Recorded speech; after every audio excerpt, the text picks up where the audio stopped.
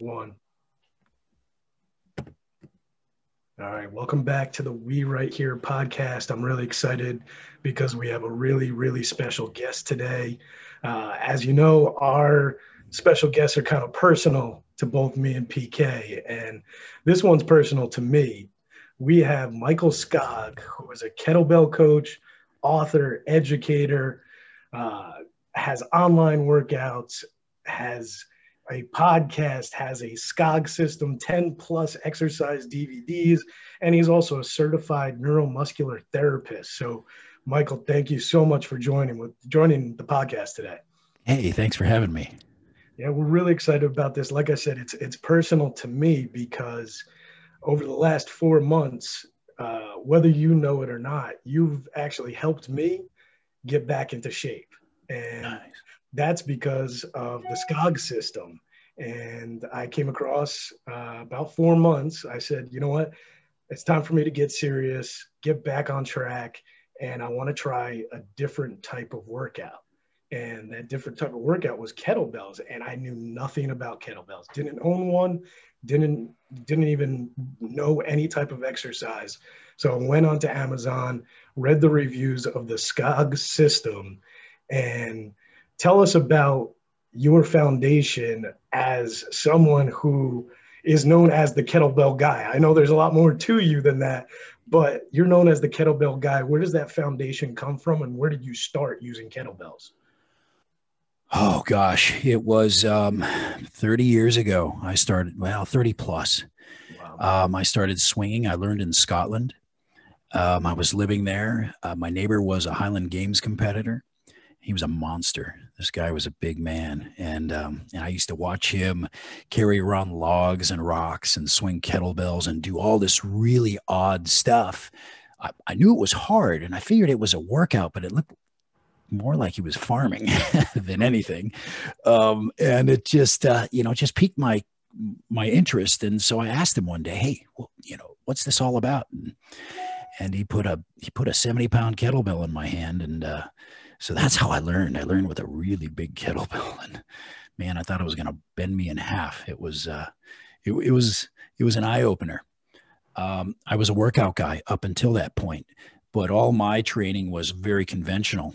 It was in the weight room or doing miles on the pavement or swimming, and uh, kettlebell just didn't equate because to me, seeing somebody swinging a bell was almost like watching somebody cheat when they're doing weight training. So it didn't equate, but I quickly learned that it was effective. Yeah, and effective it has been. I mean, in 4 months, I feel like I've gone through one, two, three, and four levels now, and I mean, it's really changed my life. I mean, I've lost 35 pounds using your system, so I thank you for this. Um, and Awesome. so, if anybody hasn't used the Skog system or isn't even familiar with kettlebells, you basically have this system that has these four levels, and it has six exercises, and it's these six movements. And why just the six movements, and why are those six movements so effective? Good question.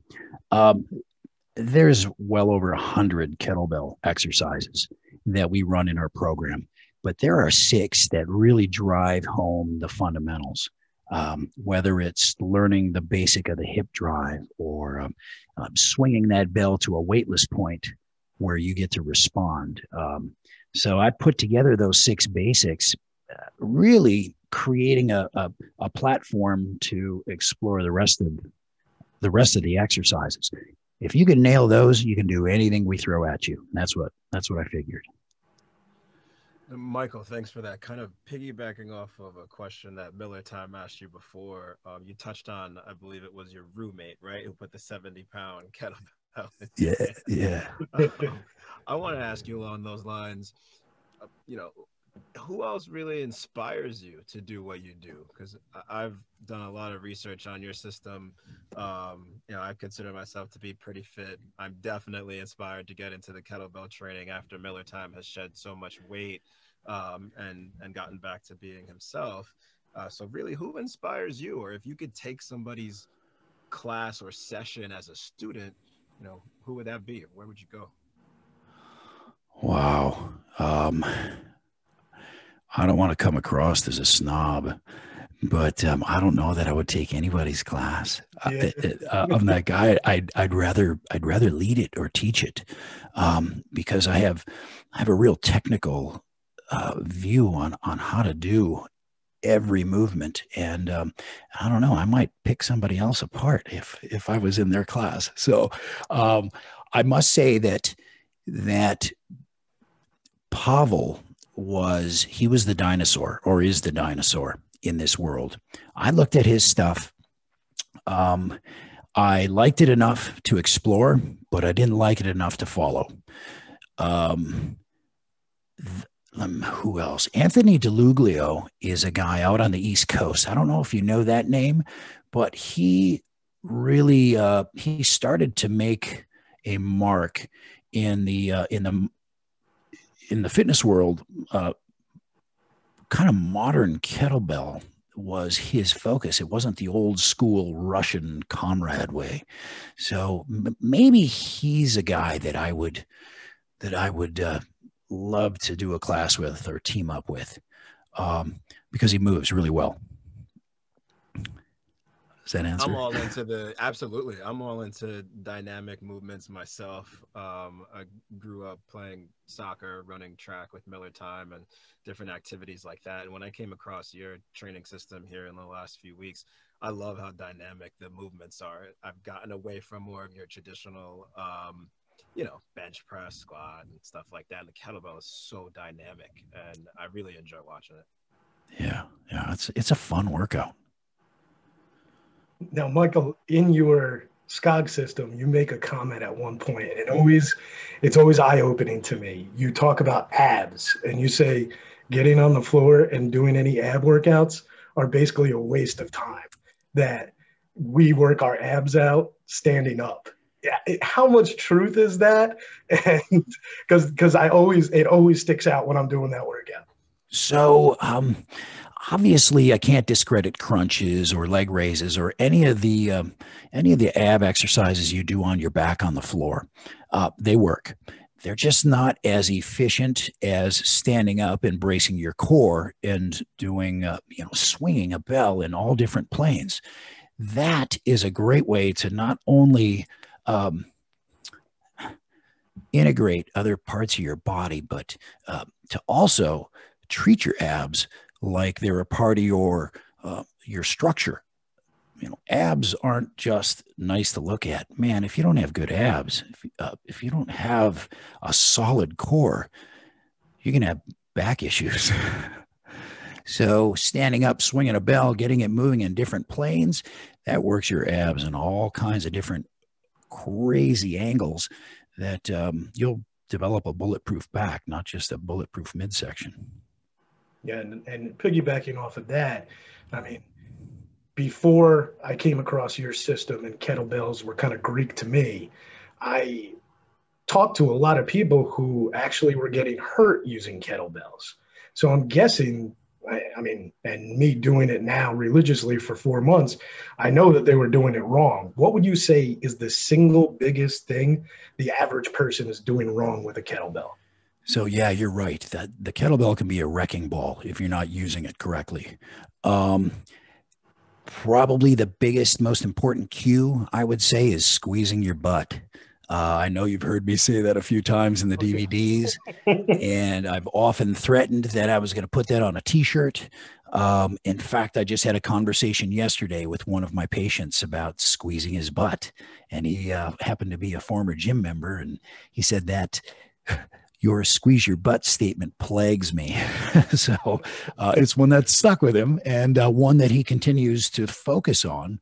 So squeezing your butt is imperative. It protects your low back. Michael, I imagine for folks who have injuries or pre-existing conditions such as, say, hip arthritis or knee issues and trouble like that, a low impact but high intensity system or training, correct me if I'm wrong, like yours would be something that would be extremely beneficial to someone with, could be to someone in that position. Right? Yeah. It's ideal. In fact, I'll give you a little inside view. Next Tuesday, I go in for my second hip replacement. I've already had one, my left, and I need my left knee replaced as well.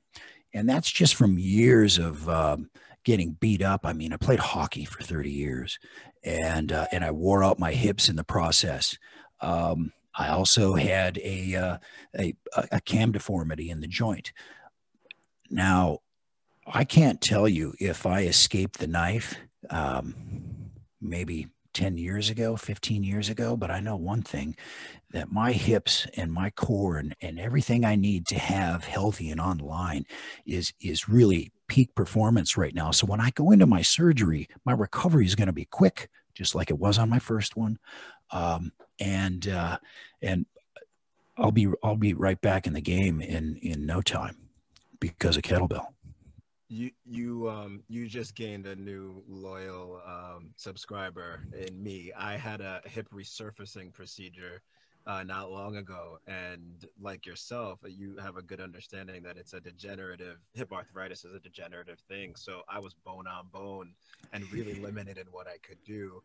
Had that domino fall, you get the weaker core because of immobility, and then you get the weakened lower back. So I think I'm all in.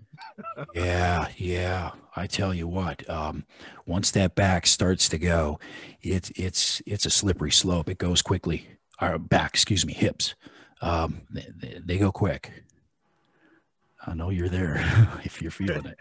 Yeah. I had the hip resurfacing procedure, so I have a metal implant, so I'm no longer bone on bone, so I have no pain. But being able to be introduced to your system through Miller Time, I've definitely been intrigued, and I plan to start sometime really soon, just because you get kind of bored doing the same old stuff. Yeah. And I think I'm always ready to take on a new challenge. So I think your system would be great for someone like myself. Yeah, I think so too, man.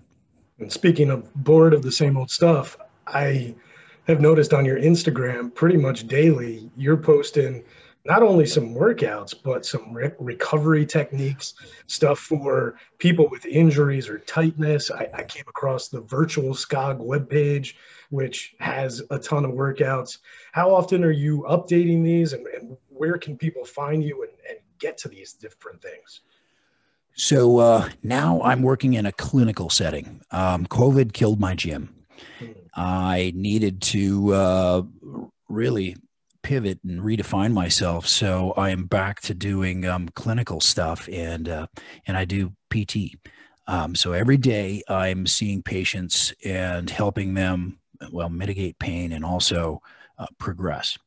So I create videos, probably 3, maybe 4 a week, and I'm uploading them slowly onto Virtual Skogg, and that's virtualskogg.com. I have a category there called Skogg Rehab, and all of these videos, oh gosh, I probably have 20 in the queue right now, and I'm just trickling them a couple at a time. So not only do you have the ability to work out, but you have the ability to self-correct and rehab yourself at home. And it's all really intuitive stuff. You don't need fancy equipment. You just need to have a set of ears. Yeah, no, I know. I see there's a lot of content out there, and I hate to keep coming back to it, but the Skogg system, which I love so much, you made a comment in there about after this workout, I'm going to have a beer. I live in, would you say, Portland? Yeah. So you're a big beer guy? Oh, I love beer. Okay, so what would be your recommendation for somebody outside the area? If you can name one Portland area beer for our listeners. I'm a fan of Black Butte Porter. I like a thick, heavy beer, and they're out of Bend, which is about a 3-hour drive from here, but we still consider that a local brew.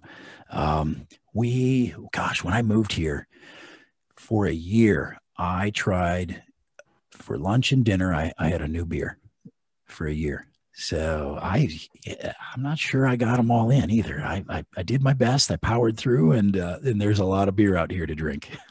All right, so I'm going to put you on the spot then.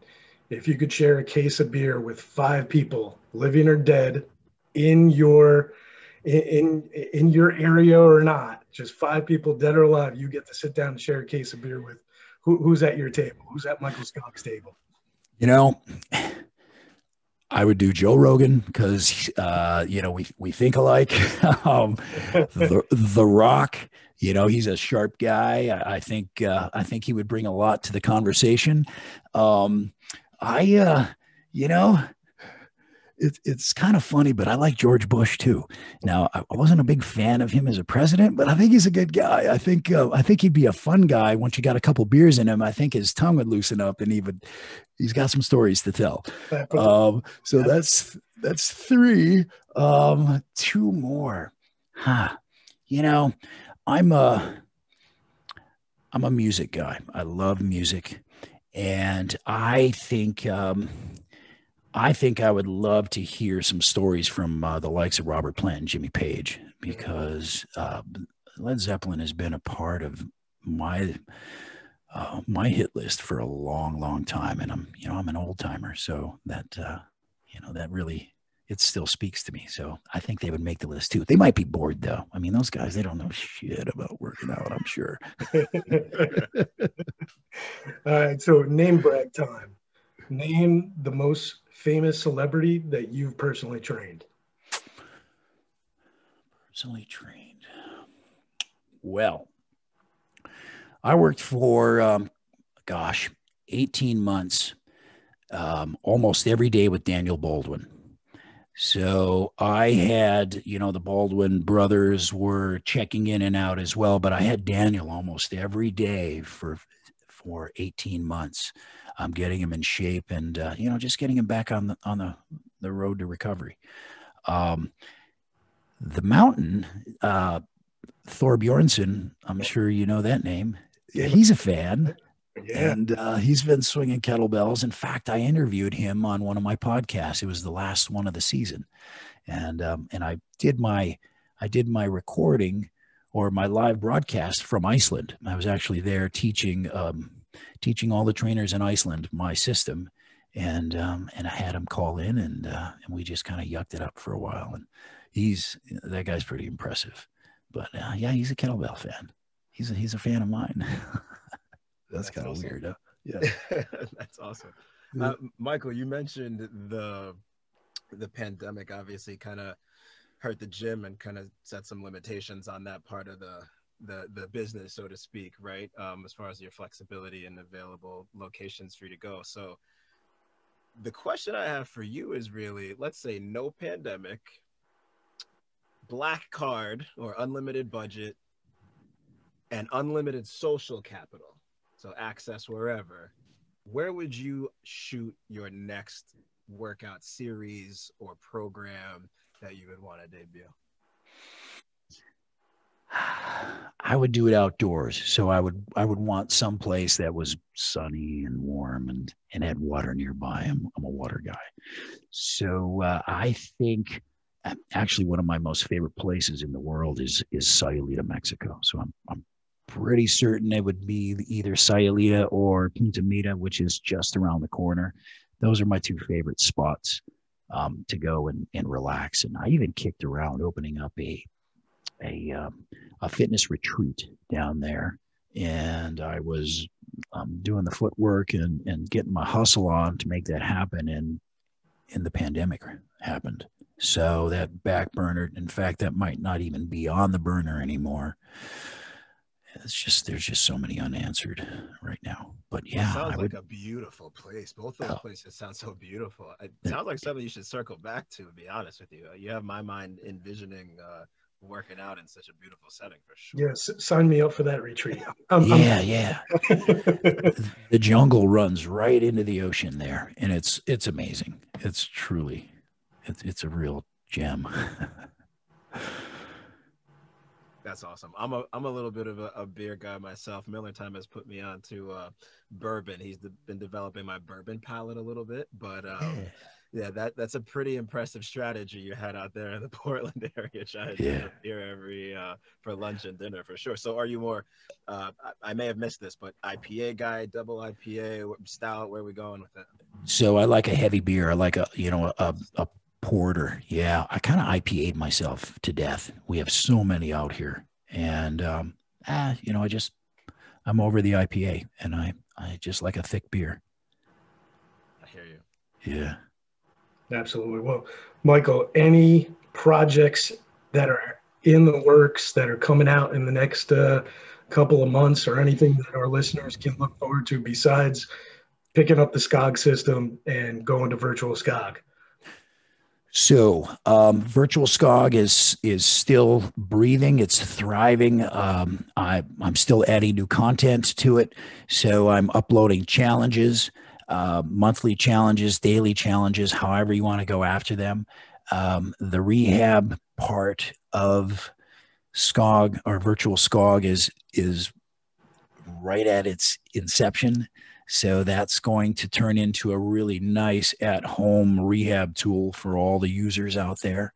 Um, I'm going to continue heading down this clinical path because honestly, it really feeds me. I love getting people in shape, but more than that, I love getting people out of pain. And once I get them out of pain, then I plug them into getting into shape. It's kind of the natural progression. Well, you've done a good job with me. I appreciate you, because I've had chronic ankle pain, ankle injuries, both ankles, bone spurs.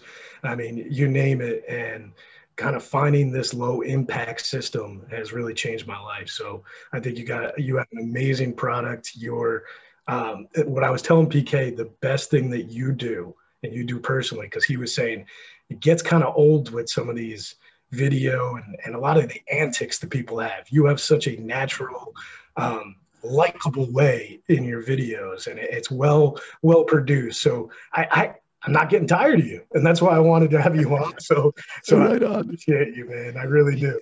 Yeah, thanks, man. That's great feedback. You second guess yourself. You don't know. Honestly, I just get on camera, and it's really easy for me to do this. I've been doing it for so long, and I just start talking trash. I'm not following a script. I'm not being anything but me. So it's pretty fun. Well, if you're out there tangling with the Highland Park guys and Joe Rogan and Rock and boozing it up with George Bush, I mean, you give us a call and we'll come down and join. All right. Yeah. Right? Wouldn't that be fun? Absolutely. Michael Skogg, man, we appreciate it. Fitness guru, kettlebell man. Keep up the good work, and everybody check it out. It's SKOGG, 2 G's. Make sure you get it right and check them out. We really appreciate you, and keep in touch. Right on. Thanks a lot, guys. Thanks for having me.